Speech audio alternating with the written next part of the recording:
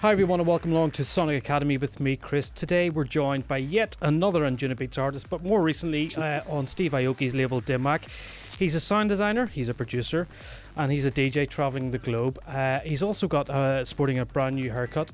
I know him as David Boldini, and you might know him as Seven Skies. Hi David, are you there? Yes, I am. Hello, everyone. How you doing? Good. How are you? Good. Let's get it out of the way. What's going on with the head?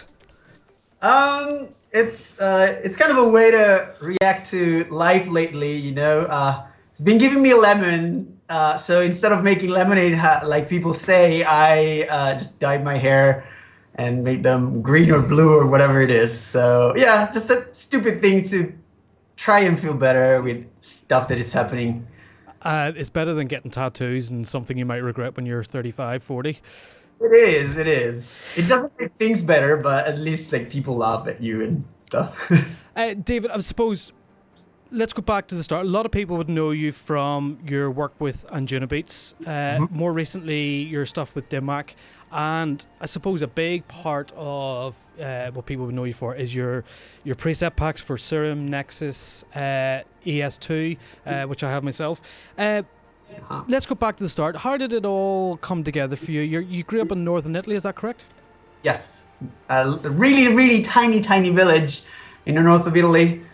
So tiny that it actually counts 86 people in the whole village. I can't even call it town because it's not big enough to be called town. Yeah. And yeah, I was basically just really bored, and I didn't really have much to do here. It was either like do something productive or do stupid things, and I chose do something productive. So yeah, I just got a hold of a few software to make music, and I started literally just crashing my head on them and until I figured out how they worked. We talked before. You were watching German TV. Is that how you got the sort of the bug for the dance music, the electronic music? Yeah, basically, since I live on the top of a mountain, the TV reception was really bad. So my parents bought one of the first digital satellite systems, and that not only gave us the Italian TV, but they gave us the German channels. And back in those days, I think it was like 97 or 98. The trance or dance culture started to really become big in Germany, and so they had these channels that was called Viva and Viva 2, and they also had MTV 2, I think, and it was like all dance music all day, and that's how I got into dance music. It was actually a mistake, or the fact that the TV reception here was bad, so it's pretty funny. Was there a particular track that sort of just went, right, this is what I want to do? Was there something that really sparked, or was it just generally you were getting more and more into watching the stuff? It was plenty of reasons. I mean, obviously I was a fan of Paul Van Dyk's For an Angel, because it was out at that time. Then I think it was a track by Storm, if I'm not wrong. It was like James Spoon and someone else. I don't really remember the title. But what really got me into it was mostly curiosity. I mean, I loved the music. I loved it back in the days, but I'm a really curious person. I like to find out things. I'm not curious in a bad way. I just like to discover new things. And what really got me into it was just the fact that obviously I was really young and I didn't know about the whole electronic music in general. And what really got me into it was like wondering how would those tracks were made, because I could hear that it wasn't, the sound weren't from a drum or from a guitar. There was something different, and I was wondering how the hell do they do it? And that's how I try and figure it out. And then I stumbled across a few weird coincidences, and then I got a hold of my first software to make music, and that's how I found out about electronic music, and I never let it go. So growing up in I suppose a mountaintop in northern Italy with a small village of 86 people, how did you learn? Is it just literally you practiced and went on a voyage of discovery, or was there internet at that time? Were you able to sort of look at tutorials or get magazines, or how did it all come about? No, sadly there wasn't internet. I mean, there was 56K or whatever it's called. So the one with the buzzing thing with the modem. But obviously on the top of a mountain, you couldn't even get that. So there was no internet, there was no YouTube, there was no tutorial. I didn't know English at the time. So literally what I did was sitting there and figured it out. That's how I did it. And I think that's one of the things that's missing nowadays. I mean, it's awesome because there's tons of tutorials. You are a school as well. And this is amazing because now everyone literally has the chance to sit down and learn right away. But I do think that sometimes it's really nice to figure out things your own. I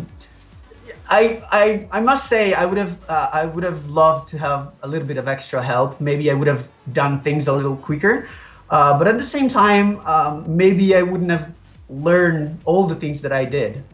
So I don't know. Might be. I don't know. I still have to figure out if it's a good or a bad thing. I think it's good. I think it's definitely a good thing that you go on this voyage of self-discovery and you learn by mistakes. If you're told everything, you don't make those mistakes, and you understand how those mistakes can, sometimes they're good mistakes, they're happy incidents, or sometimes they're, you'll learn and never do it again. So, I think, yes, it's great to be able to, go to school and get schooled, but there's also make your mistakes.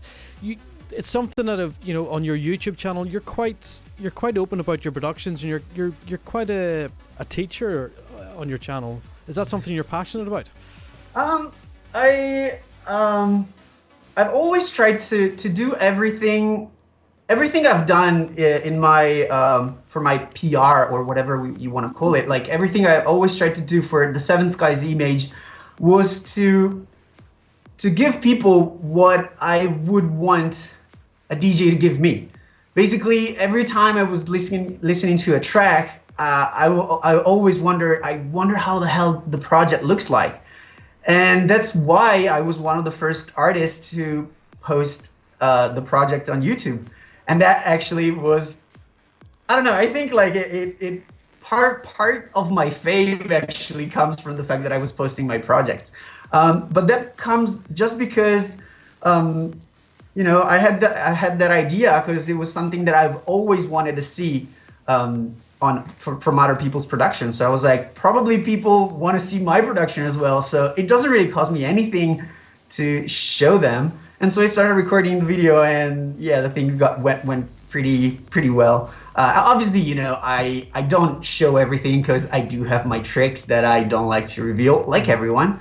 But yeah, I think it's just nice to see how a track is done and how it looks like. Even just a photo, like. I honestly love to see a photo of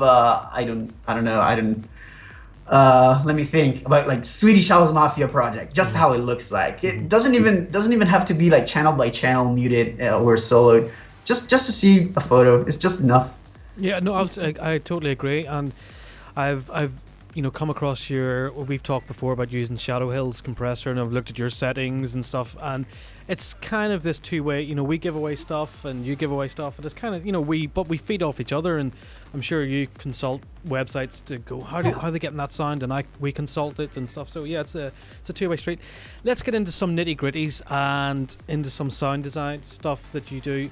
What would you say, you've done Nexus, you've done Serum, you've done FX expansion. Yeah.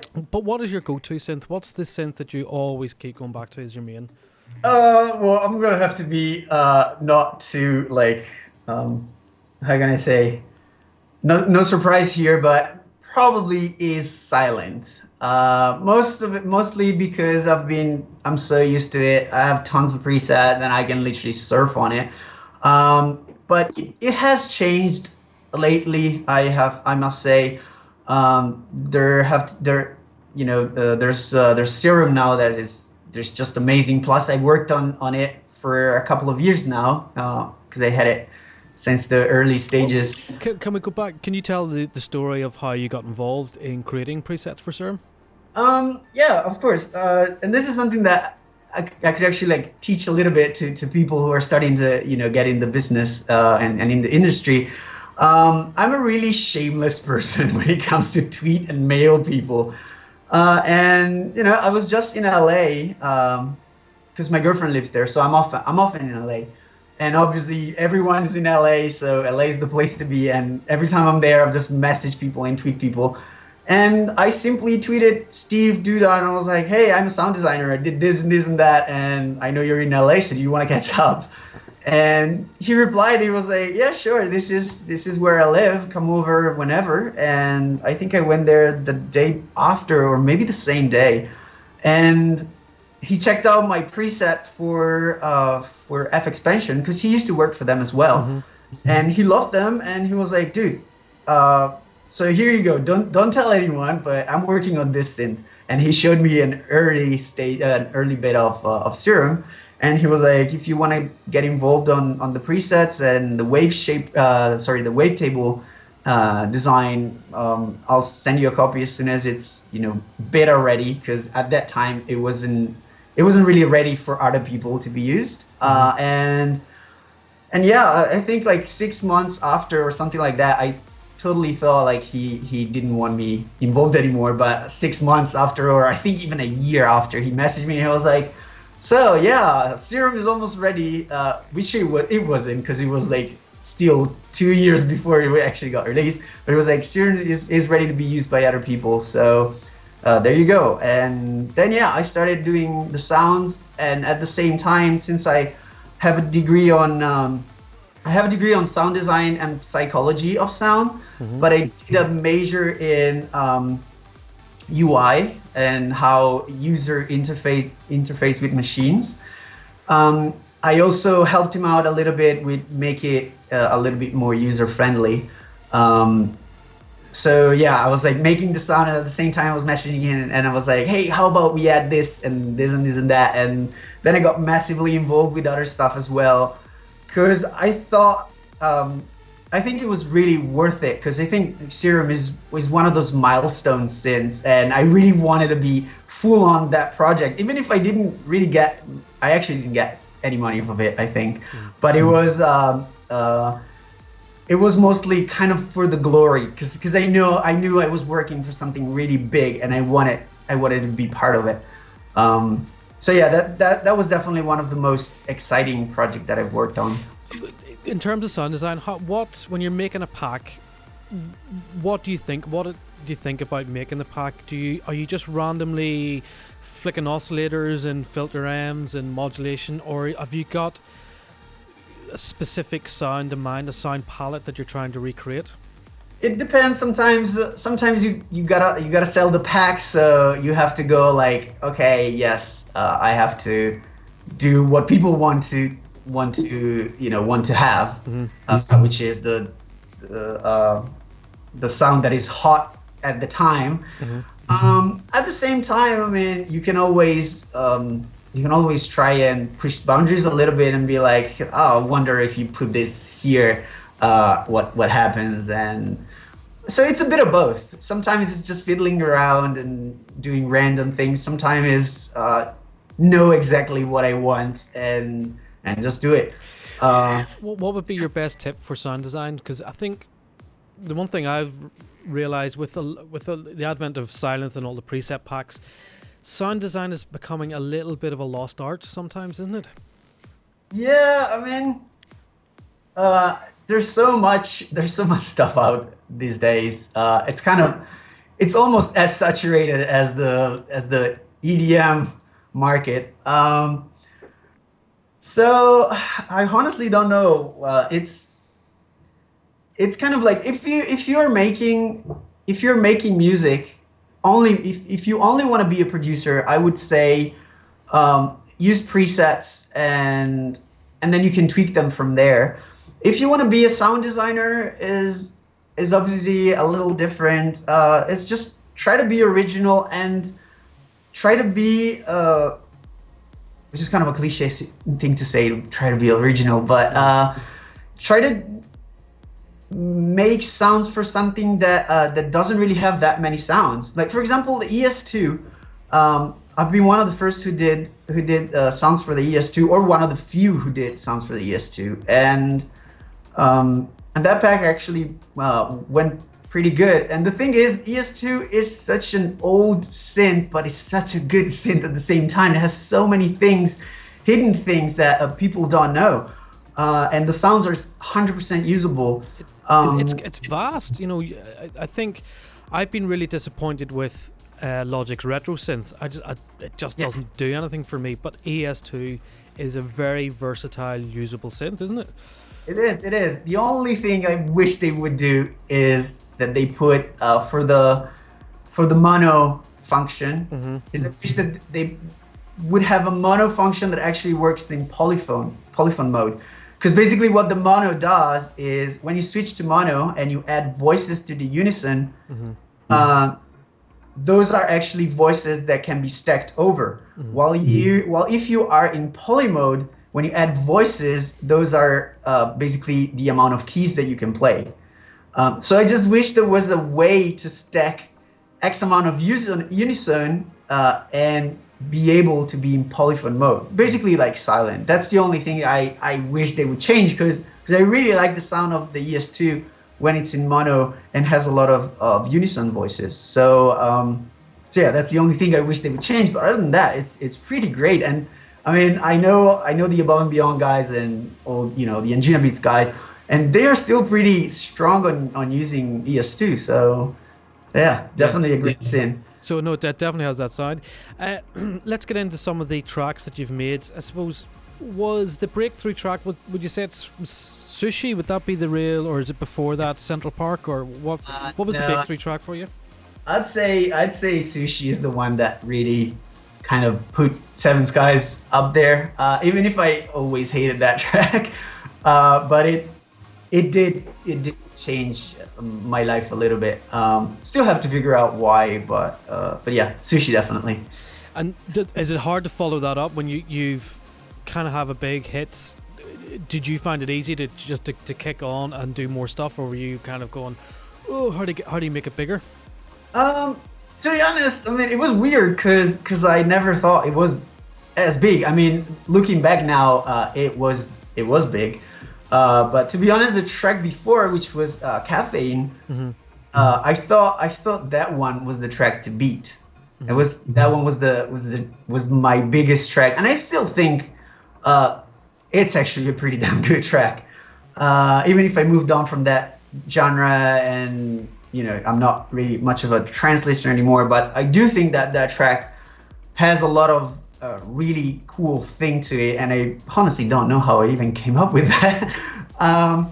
But yeah, so when I did Sushi, I kind of got into a little bit of a weird mood, not because I wasn't sure I could match the success of Sushi, but because I thought I was going down from there, because I thought Sushi wasn't good enough, and I was like, oh my god, I'm done already.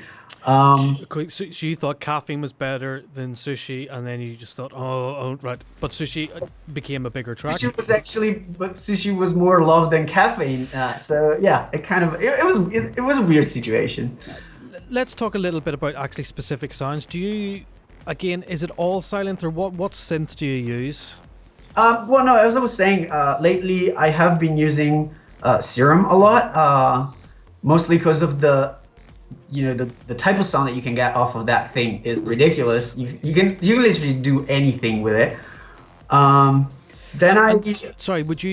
Does Serum perform a particular job in that Serum's the bass and FX expansion, was it strobe is pads, or what do you have a group of synths that do specific jobs?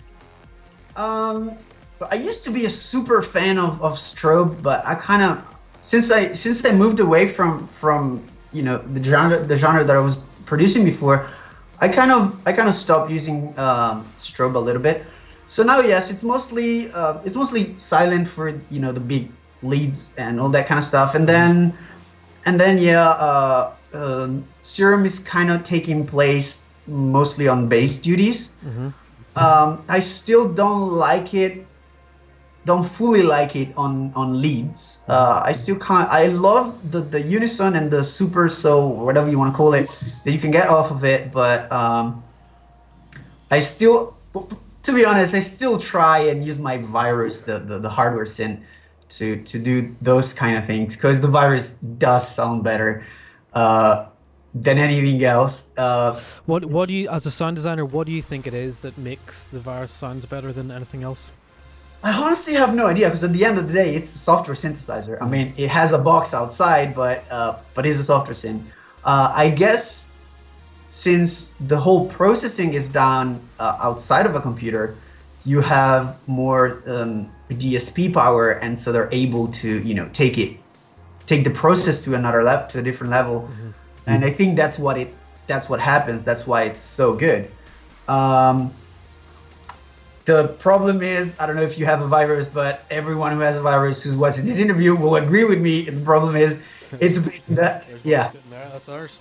Okay. And it's a pain in the ass to work with because it doesn't go. It's always out of sync. Yeah. At least mine.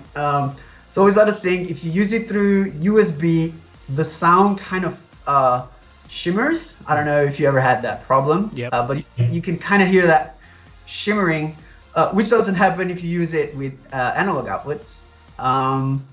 So it has a ton of problems, and it makes you not want to use it. But then when you use it, you're like, oh god, like why are you so damn good, but you work so damn bad? So yeah, I mean, the virus is still one of the synths that I use the most. Even though, like, since I've done obviously, since I've done several Nexus sound set, what I've done is I had my chances to sample the virus and the lead sounds that I like from the virus, so I can put them into Contact or any other sampler. For example, my Nexus sound set have several leads and basses from the virus. So yeah, I use some of the samples, but obviously sometimes I turn it on and use it. Can I ask? I seen you had a JP8000 Contact, but you had that one. Yeah. Are you building the GUI for that? Are you writing the scripts for the GUI and stuff for that? I was doing everything from graphic design, because I do graphic design as well, just for passion, just for the same reason I was telling you. I'm really curious and I like to do everything. So I learned how to use Photoshop as well. Do you have any time to sleep at all? Is that? Yeah, for hours a day. I'm pretty sure you can tell from my eyes. No.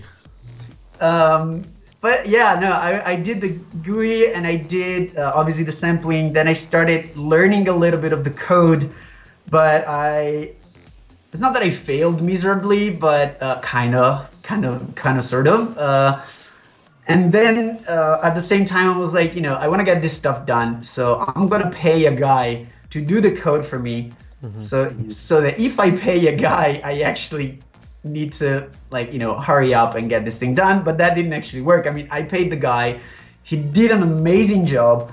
But then I got caught up with more music, remixes, other projects, and more sound sets. And, this thing actually takes a lot of time, and I need to find the right platform where to sell it. I mean, I do have my own website, but and I'm probably gonna sell it through my website. But at the same time, I don't know. I want to make it big. The thing is, it's been taking way too long. I think it's been in the making for almost 4 years now. So I don't know. Let's talk a bit about specifics in production. You listening to your productions, I absolutely love your reverb. What is the secret? Is it the Art Acoustic reverb that you use, or what is it? It depends on which tracks you're talking about, because if you're talking about the most recent ones, yeah. The ones on Dimmock, yeah.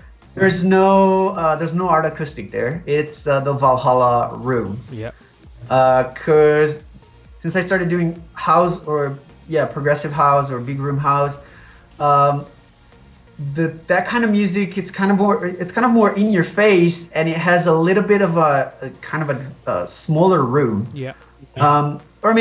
It's kind of a different way of using reverb, and I think with this type of music, the Valhalla room works a little bit better. Also, I've started using what's it called, the RC48.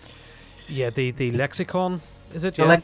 the Lexicon one Is by that? Native Instruments. Yeah. Okay. Yeah, I started using that, which on vocal is actually really good, and on drums is really good as well. And sorry, David, do you have the UAD stuff? I do have UAD, but I do not have reverbs, any reverb from UAD. That's good because it was going to the lexicon. I can't get it to sound great in tracks. I've tried and tried, but I'm just wondering how it compares to the Native Instruments version. No, I didn't.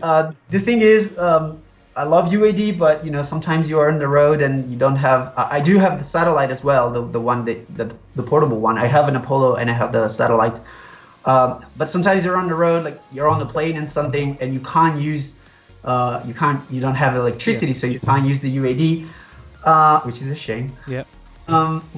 So I think, I mean, I can live with producing without, for example, an EQ, unless I did something particularly, crazy, or a compressor. But when I'm producing, I need to hear the reverb room. So I decided not to get any UAD reverb or delay, just because when I'm producing and I can't use the UAD, I still want to hear.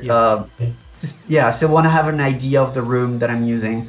So that's why I'm not using any UAD reverb or delay. Let's talk a little bit about, you have changed your sound. You were known for that Anjunabeats, large, big, reverby, awesome production, and you recently did an ABGT mix. Yes. And there was definitely a different sound palette to it. I listened to it at the time and then went back to it last week when I knew we were doing the interview, and it's quite hard, isn't it? Yeah, it is. To be honest, I've always been like quite a how to say, kind of ragey person, and I've always been like into harder sound. I mean, even if you listen to Caffeine and Sushi, which are trance track and they are Anjunabeats track, but you can tell that there is something something harder there. And I did not have a difficult childhood. I swear to God, my parents were awesome. But I've always been like, when I started producing, actually, I was into Gabber and hardcore. Okay. And then from there, I moved on to hardstyle, and then from there, I moved to trance. Actually, Eurodance, and then trance, and then I moved to whatever I'm doing now. Thing is, I like to rage. I like music that you can rage to. Then if there's a melody, if there's a nice melody, that's obviously a plus. But even when I was doing trance, I still tried to make people rage. And if you listen to Sushi, you can totally tell that that's what I wanted to do. Okay. And I wrote it in an interview as well, ages ago when Sushi was just released, and they were like, Sushi is amazing, it's trance, but at the same time is really clubby. And the thing I replied was, when I made this track, I thought about doing a track that would work in a club, that would make people go crazy. I didn't think about, sitting on a couch and enjoy a beautiful journey with a beautiful melody. That's not what I wanted to do. I wanted people to, get their hair like, oh my God. Their t-shirts off and yeah, it becomes. Tell me about in the sort of the new DimMac stuff. Talk to me a little bit about the bass. What happens there? How do you get the bass? Is it Serum, or what's that real subby low that you're using? I really don't remember what it was, but I think there was a layer of Serum. I'm not sure, because Serum wasn't released back at that time. But I might have, but I obviously had it, and so I might have used a little bit of Serum in that. What's doing the whole gritty and really heavy part is it's massive with my favorite plugin, which is Homicide. Homicide, yeah, yep. That's what's making that gritty sound. Then there is FM8 as well, to kind of get a little bit of metallic sound, and a distorted trumpet in it.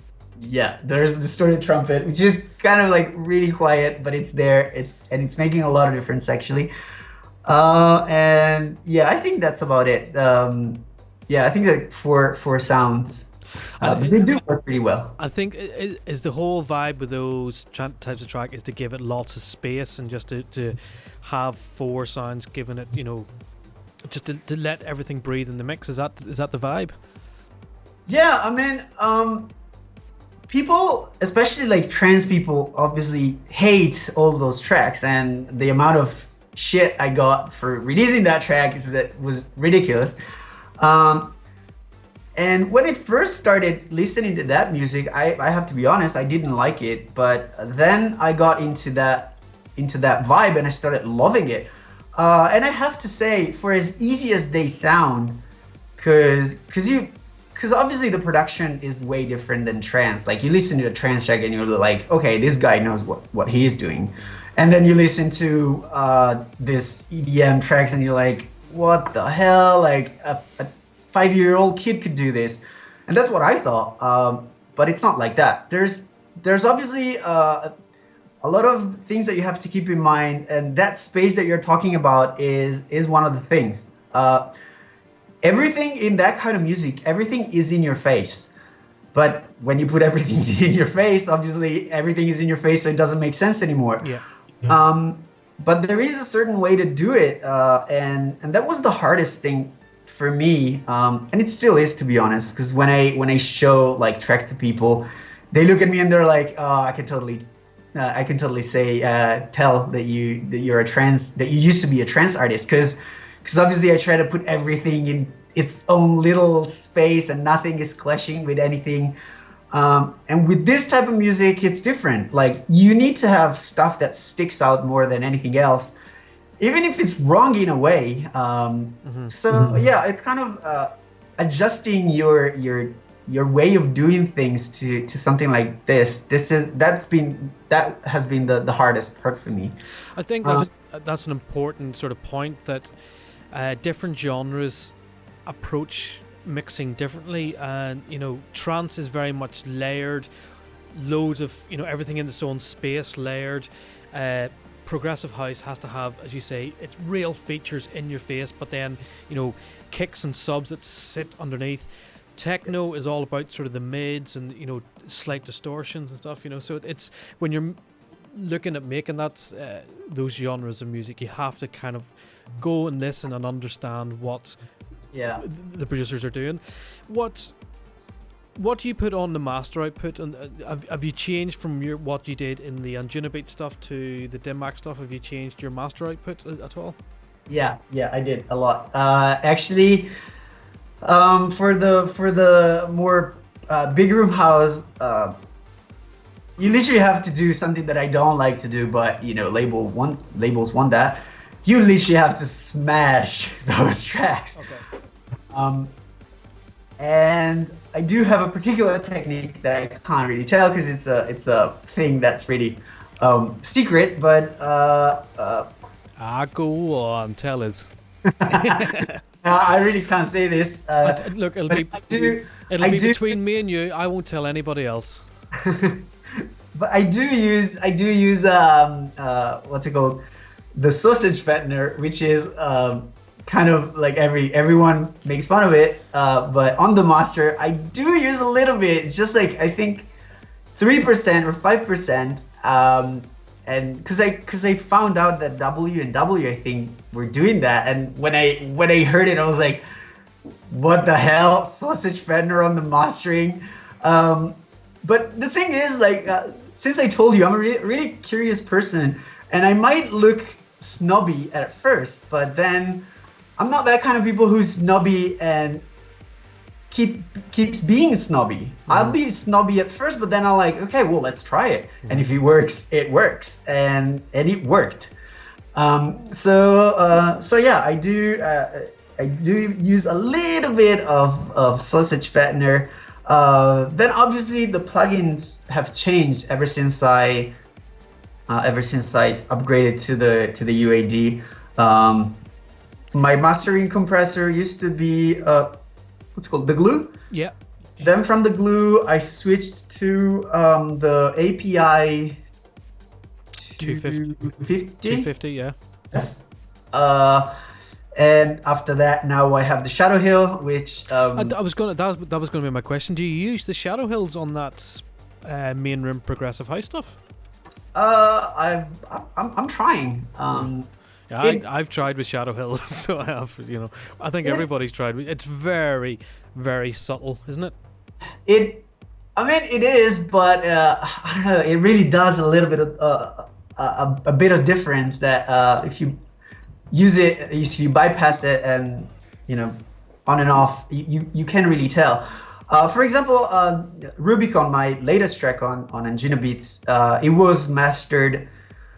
It was mastered in an EDM way. I used what I usually use for EDM. So it had a bit of sausage fender, if I'm not mistaken. And then the compression was done from the Shadow Hill, with the Shadow Hill, which is what I posted on Facebook with my setting. And yeah, I think it came out pretty well. The only thing I'm not too happy about is that I think it's too bassy. Which, I don't know. I mean, I like it, but when it's too bassy, you can't really make it super loud. Which, I mean, there's the whole loudness war, which some people like, some people don't like. Don't particularly like loudness, but I think I could have pushed it a little bit more had I taken off a little bit of the bass, and it could have sounded a little bit better in clubs without having to adjust the EQ. How do you check your masters? Do you master in the room you're in, and do you take it to cars? Do you have a preferred environment to listen to stuff that now I've got it? Yeah, well, usually I just master it here in my room, which is like, you can't really see it, but it's a tunnel shaped room, which is the worst thing you can have. And if I clap, you would hear like a 2 seconds reverb or something like that. I mean, it's really bad. But at this point, I really started to know the room and know the reaction. Then I obviously do different tests. Like, for example, I have this iHome speakers, which are like super silly, $30 little speakers. But that's actually the hi-fi system that people are going to use to listen to your music. People are not going to listen to your music in like I think like $2,500 speakers that I have here at home. They're gonna use these tiny iHome speakers, or they're gonna use their headphones. They're gonna use the super crappy iPhone speakers, or they're gonna listen to your track in the club. So I try to use as many references as possible. Obviously, they're gonna listen to your music in the car, and I mean, the car test is famous between all the producers. And yeah, basically that's what I do. Then I'm lucky enough to be friends with some people that have a really, really kick-ass studios, one of the best sounding studios for electronic music here in Italy. I'm there twice a week because we're working on a project, and we help each other out. So I do check my masters there as well. But yeah, I mean, most of the times it's just here. It's just here in my room. And lately I've made my own mastering, but I am one of those guys that are pretty happy if someone else does mastering for me. Even though, for example, with Rubicon, Anjunabeats took care of it. It's not Anjunabeats that does the mastering. They have their own mastering studios. But we got the mastering back, and it was awful. Like, I'm not gonna say the name of the studio, but the master we got back was really, really bad. Like, it had this hole in the mid-high, and I was like, what the hell did they do? So I was like, I messaged them and I was like, guys, can I take care of the mastering? And they were like, yeah, sure, give it a try. And I did it. I sent it to the guys, and they loved it. So I took care of it. But it was the first time that I actually got that a track of mine was mastered by me on Anjunabeats. Okay. Usually they have their studio, and their studio are actually really good. I don't know what happened this time. Maybe the engineer wasn't having wasn't having it for that day and fucked it up. Maybe they give the T-boy a go. Here, you can step up to the plate for once. Let's quickly just touch on the other aspect of your career that we haven't really looked at. DJing, is that something you're kind of passionate about, or is it a bit of a byproduct of being a producer? No, to be honest, I like DJing more than producing. And it's not because of the fame. It's not because of the bottle service and yeah, the it girls. is. It's totally for the fame and the champagne and the flights. Right? Especially because I don't drink. So yeah, I'm actually like the worst DJ ever when it comes to DJ life. Not when it comes to mixing, because I started as a DJ with vinyls, so I do know all my techniques on mixing and stuff. But when it comes to DJ live as partying like crazy, I am not that kind of guy. I don't drink. I've never got drunk in my life, let alone all the rest. And my rider is really kind of simple. I think I only have like water, like 10 bottles of water and pineapple juice, I think, and chips. I mean, if I'm going somewhere where I do have friends that I know they drink, I will put some alcohol in it, but usually it's just water. And it's really funny because they call my manager and they're like, there's something wrong with Seven Skies Rider because there's only water. Yeah. No, that's what David does. He only drinks water. But I mean, apart from that, I do love DJing mostly because of the traveling. I'm really passionate in photography. I actually did some project with photography as well that I made money off of, which was funny. Okay. And so I really like to travel, and if I have a gig, I always try to sneak in a couple of extra days so that I can see the city, and I can take photos around. I'm a little bit of a hippie when it comes to those things. Like I really enjoy just being around and walk around any city, discover how different cultures lives and those kind of things. So yeah, I think the real blessing of this job really is traveling and DJing around. Where's your favorite country to visit? It's definitely Australia, I'd say.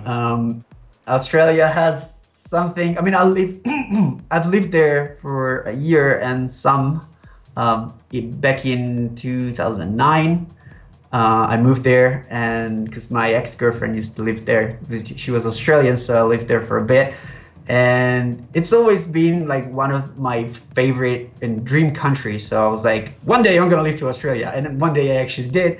So Australia has something really special for me. I do love Asia. I haven't really been much in Asia. I've always had requests, but they all kind of went silent. Like I had a request in Jakarta and Indonesia in general, but that was like, yes, let's do it. Let's do a tour, and then the promoter disappeared. So yeah, I mean, literally, I like every place in the world, but I think Australia has something. Then there's Tokyo I've never been to, and I really hope, cross my finger, that it will happen sooner or later. Obviously the US, I'd love to go to Brazil as well. You've just named every country in the world there, so you have. Yeah, I know. It's just. David, I want to thank you very much for joining us today. It's been a real brilliant insight into a very curious mind, and hopefully young producers out there will get something. You go on a voyage of discovery and always have a hunger to find the sound, how people are doing things, research on the internet. I think that's a big lesson. You can catch David's preset packs on standalone. Is it stand-alone.com? Is that correct? Standalone-music.com. Standalone-music.com if you want to pick up his Nexus packs and stuff. I can also exclusively reveal that you will be doing a course for Sonic Academy. Is that correct? Mm-hmm. Yes. That is something that we actually are super excited about. Is a track that you played on your ABGT mix back in January. So guys, if you want to check that out, go to iTunes, get, I think it's episode 107 of ABGT. 107, yeah. Yeah, see, I have done my research. David, thank you very, very much for joining us, and we hope to see you soon. All right, take care, guys. Take care, see you later. Bye-bye. Guys, thank you very much for joining us on Academy, and we'll see you all very, very soon.